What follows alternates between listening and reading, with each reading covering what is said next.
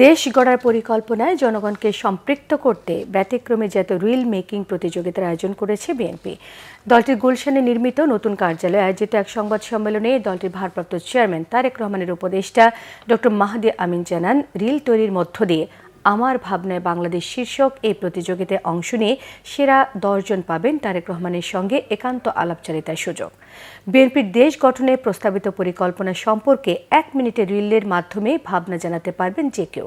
Facebook, Instagram, YouTube বা TikTok অ্যাকাউন্টে Bangladesh first hashtag ব্যবহার করে এটি পোস্ট করতে হবে।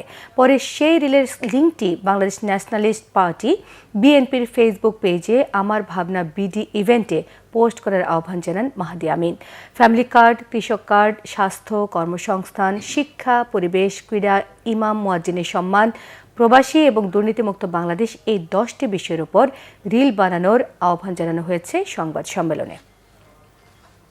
ভাবনা, চিন্তা তার প্রত্যেকটি 1 মিনিটের রিল ভিডিওর মাধ্যমে অনলাইনে সাবমিট করতে পারবেন।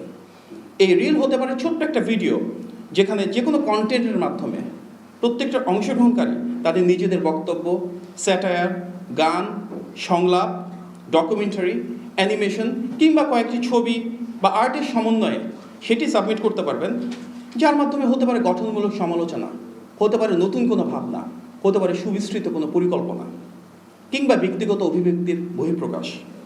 আমাদের এই প্রতিযোগিতার মূল উদ্দেশ্য হলো দেশ গড়ার মহাপরিকল্পনায় দেশের প্রতিটি মানুষকে সম্পৃক্ত করার সুযোগ করে দেওয়া।